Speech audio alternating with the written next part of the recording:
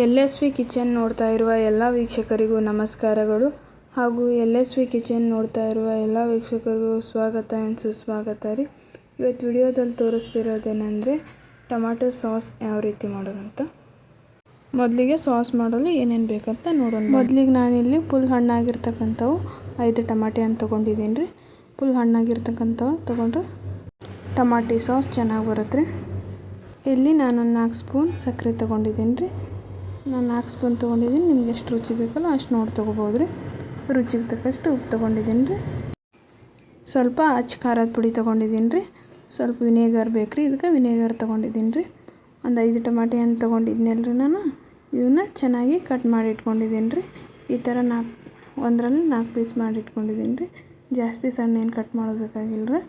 ಇವು ಒಂದು ಪಾತ್ರೆ ಒಳಗೆ ಹಾಕ್ಕೊಂಡು ನೀರು ಹಾಕ್ಕೊಂಡು ಕುದಿಸೋಕೆ ಇಡಬೇಕು ರೀ. ಒಂದು 10 ರಿಂದ 15 ನಿಮಿಷ.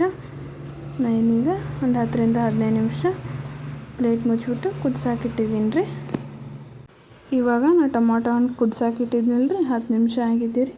ನೋಡಿರಿ ಚೆನ್ನಾಗಿ ಈ ಥರ ಕುದಿಬೇಕು ರೀ. ಕುದ್ರೆ ಟೊಮಾಟೊ ಸಾಸ್ ತುಂಬ ಚೆನ್ನಾಗಿ ಬರುತ್ತೆ ರೀ. ಇವಾಗ ಇದು ಫುಲ್ ತಣ್ಣಗೆ ಹಾಕ್ಬಿಡ್ಬೇಕು ರೀ. ತಣ್ಣಗಾಗಿಂದ ಒಂದು ಮಿಕ್ಸರ್ ಜಾರ್ ತೊಗೊಂಡು ಟೊಮಾಟೊ ಹಣ್ಣು ಕುದಿಸ್ಕೊಂಡು ಇಟ್ಕೊಂಡಿದ್ವಲ್ಲ ರೀ ಅವನ್ನ ಹಾಕ್ಕೊಂಡ್ಬಿಟ್ಟು ಮಿಕ್ಸರ್ಗೆ ಹಾಕ್ಕೋಬೇಕು ರೀ. ಇವಾಗ ನಾನಿಲ್ಲಿ ಹಾಕ್ಕೋತಾ ಇದ್ದೀನಿ ರೀ. ಅಷ್ಟು ಒಂದೇ ಸಲ ಹಾಕ್ಕೋತಾ ಇದ್ದೀನಿ ರೀ. ಸ್ವಲ್ಪ ಇದೆಯಲ್ಲ ನಮ್ಮದು, ಅದ್ರ ಸಲುವಾಗಿ ನಿಮ್ಗೆ ಜಾಸ್ತಿ ಇತ್ತಂದ್ರೆ 2 ಸಲ ಹಾಕ್ಕೋಬೋದು. ನೀರು ನಿಮ್ಗೆ ಎಷ್ಟು ಬೇಕಲ್ಲ ನೋಡಿ ಹಾಕ್ಕೋಬೇಕು ರೀ. ನಾನಿವಾಗ ಇದನ್ನು ಎಲ್ಲ ಹಾಕ್ಕೊಂಡಿದ್ದೀನಿ ರೀ. ಅಷ್ಟು ಇದನ್ನು ಇವಾಗ ಚೆನ್ನಾಗಿ ನುಣ್ಣಗೆ ಪೇಸ್ಟ್ ಮಾಡ್ಕೊಂಬರ್ಬೇಕು ರೀ.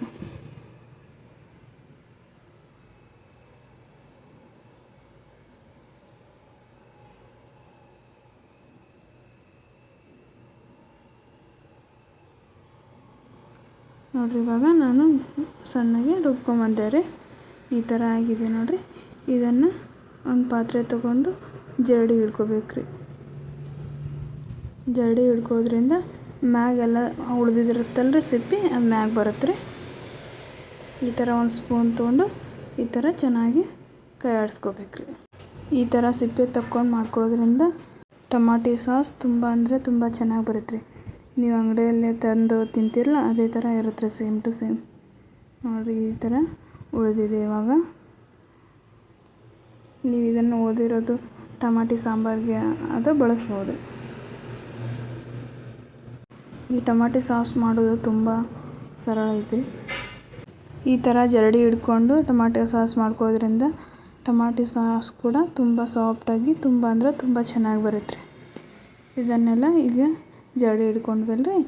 ಇದನ್ನು ಈ ಪಾತ್ರೆನ ಒಲೆ ಮ್ಯಾಗೆ ಎತ್ತಿ ಇಟ್ಕೊಂಡು ಚೆನ್ನಾಗಿ ಮಿಕ್ಸ್ ಮಾಡ್ಕೋಬೇಕು ರೀ.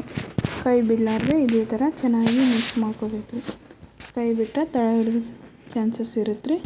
ಅದಕ್ಕೆ ಇದೇ ಥರ ಕೈ ಬಿಡದೆ ಮಿಕ್ಸ್ ಮಾಡ್ಕೋಬೇಕು ರೀ.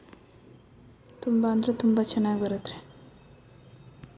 ಇದು ಇನ್ನೊಂದು ಸ್ವಲ್ಪ ಕುದ್ದಿಂದ ಸಕ್ಕರೆ ಹಾಕ್ಕೋಬೇಕು ರೀ. ಯಾವಾಗ ಹಾಕ್ಕೋಬೇಕಂತ ತೋರಿಸ್ತೀನಿ.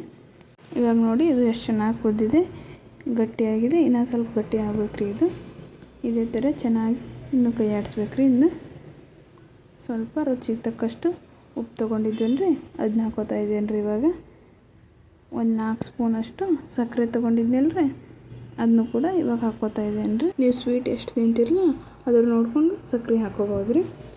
ನಾನಿಲ್ಲಿ ರೆಡ್ ಚಿಲ್ಲಿ ಪೌಡರ್ ತೊಗೊಂಡಿದ್ನಲ್ಲ ರೀ ಅದನ್ನು ಕೂಡ ಇವಾಗ ಹಾಕ್ಕೋತಾ ಇದ್ದೀನಿ ನೋಡಿರಿ. ನೀವು ಖಾರ ಎಷ್ಟು ತಿಂತಿರಲ್ಲ ಅಷ್ಟು ನೋಡಿಕೊಂಡು ಖಾರನೂ ಹಾಕ್ಕೋಬೋದು ರೀ. ಹಾಕ್ಕೊಂಡ್ಬಿಟ್ಟು ಚೆನ್ನಾಗಿ ಮಿಕ್ಸ್ ಮಾಡ್ಕೋಬೇಕು ರೀ.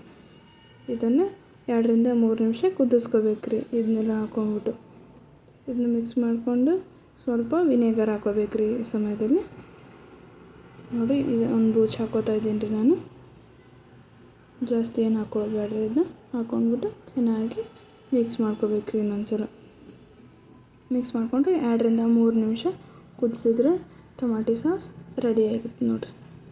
ನೀವು ಟೊಮಾಟೊ ಸಾಸ್ ಹೊರಗಿನ ತಂದು ತಿನ್ನೋಕ್ಕಿಂತ 2 ರಿಂದ 3 ಟೊಮಾಟೊ ಹಣ್ಣಿದ್ದು ಒಂದು ಮನೆಯಲ್ಲೇ ಈ ಥರ ಮಾಡಿಕೊಂಡ್ರೆ ತುಂಬ ಅಂದರೆ ತುಂಬ ಟೇಸ್ಟಾಗಿರುತ್ತೆ ನೋಡಿರಿ. ಮತ್ತು ಅತ್ಯಂತ ಸರಳ ವಿಧಾನದಲ್ಲೇ ಐತ್ರಿ. ನೋಡಿದ್ರಲ್ಲ ಫ್ರೆಂಡ್ಸ್. ಇವಾಗ ನಾವೊಂದು ಬೌಲಲ್ಲಿ ಸರ್ವ್ ಮಾಡ್ಕೋತಾ ಇದ್ದೀನಿ ರೀ. ಈ ಥರ ನಾವು ಮಾಡಿ ಸ್ಟೋರ್ ಮಾಡಿ ಇಟ್ಕೊಂಡ್ರೆ ನಾವು ಅವಾಗವಾಗ ಇದರ ಜೊತೆ ಸ್ನ್ಯಾಕ್ ಜೊತೆ ಚಪಾತಿ ಜೊತೆ ಹಚ್ಕೊಂಡು ತಿನ್ಬೋದು ನೋಡಿರಿ. ತುಂಬ ಅಂದರೆ ತುಂಬ ಚೆನ್ನಾಗಿರುತ್ತೆ ರೀ. ವಿಡಿಯೋ ಎಲ್ಲರೂ ಇಲ್ಲಿವರೆಗೂ ನೋಡಿದ್ದಕ್ಕಾಗಿ ಧನ್ಯವಾದಗಳು ರೀ. ಮತ್ತು ಮುಂದಿನ ವಿಡಿಯೋದಾಗ ಹೊಸ ರೆಸಿಪಿಯೊಂದಿಗೆ ಸಿಗ್ತೀನಂತ್ರಿ. ಅಲ್ಲಿವರೆಗೂ ಎಲ್ಲರಿಗೂ ಬಾಯ್ ಬಾಯ್ ರೀ.